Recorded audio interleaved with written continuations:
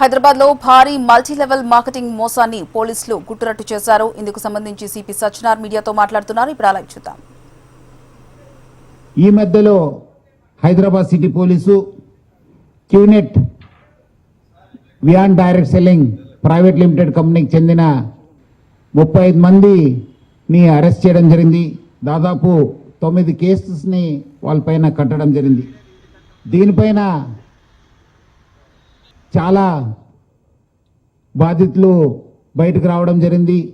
చాలామంది ఈ కంపెనీస్ పైన ఒత్తిడి పెరగడం జరిగింది.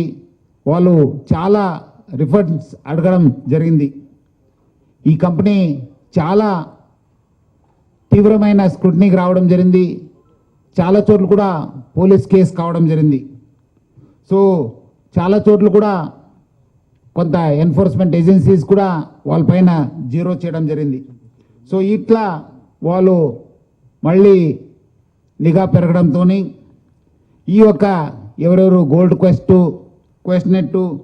క్యూనెట్ ప్రమోటర్స్ ఎవరున్నారు, వాళ్ళు చీఫ్స్ ఎవరున్నారు, ఇంకా మళ్ళీ మన టైం వచ్చింది, మనము మళ్ళీ ఒక కొత్త అవతారం మనము ఎత్తాలి, మనము రంగంలో దిగాలి, కొత్త అవతారంతో మనము బిజినెస్ చేయాలని చెప్పి వాళ్ళు మళ్ళీ ఒక ఇగ్నైట్ పేరుతోనే మళ్ళీ ఒక బిజినెస్ స్టార్ట్ చేయడం జరిగింది.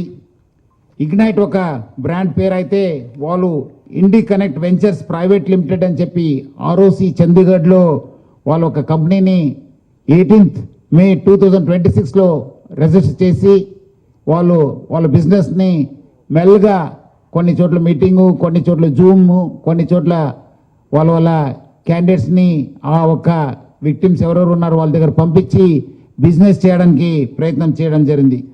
ఇది కూడా సిమిలర్ లైన్స్లో అంతకుముందు క్యూనెట్ వాళ్ళ ఒక బ్రాండ్ అయితే వాళ్ళ ఒక company background company Vians Direct Selling Private Limited అని చెప్పి బెంగళూరులో స్థాపించి బిజినెస్ చేయడం జరిగింది.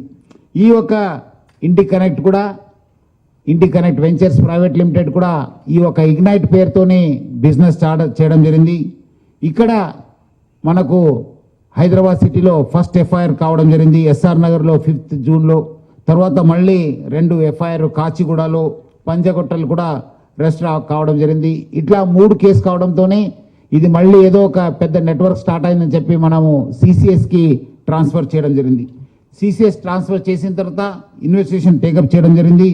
కేరళ, వెస్ట్ బెంగాల్, ఢిల్లీ, యూపీలో మనము రేడ్ చేసి అక్కడి నుంచి మొత్తము 6 personsని అరెస్ట్ చేయడం జరిగింది.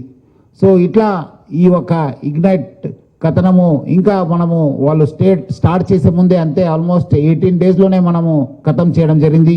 సో ఇట్లా దీనిపైన మన DCP DD చైతన్య ఒక క్లియర్ కట్ ఒక ప్రజెంటేషన్ ఎట్లా స్టార్ట్ అయింది, వాళ్ళ మోడస్ ఆపరెంట్ పైన చేయడం జరుగుతుంది. Good morning sir. Thank you sir. Sir ఇంత మొదలు మెన్షన్ చేసినట్టు ఇది ఒక తీవ్రమైన ఆర్థిక నేరం. మొదటగా ఇందులో బిజినెస్ ఆపర్చునిటీస్ అనే పేరుతో చాలామంది వరకు సామాన్య ప్రజలకు కొద్దిగా ఒక్కొక్క పర్సన్ అప్రోచ్ అయ్యి వేరియస్ మాధ్యమాల ద్వారా, ఒకటి సోషల్ మీడియా కానీ వాట్సాప్ ద్వారా అప్రోచ్ అయ్యి ఇందులో మంచి అవకాశాలు ఉన్నాయి, లాభాలు ఉంటాయి, ఇందులో కొన్ని ప్రోడక్ట్స్ మేము అమ్ముతున్నామనే పేరుతోని ముందుకు వస్తూ స్లోలీ వాళ్ళని ఈ direct selling and multi level marketing స్కీమ్లోకి తీసుకొస్తున్నారు. ఇది ప్రధానంగా ఒక మనీ సర్క్యులేషన్ స్కీమ్. ఇది మనీ సర్క్యులేషన్ అనే పేరు ఎక్కడా మెన్షన్ చేయరు. కేవలం ఉత్పత్తులను అమ్ముతున్నామని మాత్రమే చెప్తూ తద్వారా ఎంతో లాభాలు గడించవచ్చని ఇనిషియల్గా చెప్పడం జరుగుతుంది. ఇది కొన్నేళ్లుగా సాగుతున్న వ్యవహారము. కానీ ప్రతిసారి దీన్ని కొత్త అవతారాల్లో వస్తూ ఈ చాలామందిని ఇన్వాల్వ్ చేస్తూ ఈ మనీని బయటికి ఇతర దేశాలు కూడా పంపించడం జరుగుతుంది. ఒక రకంగా ఇది మనీ లాండరింగ్ కూడా.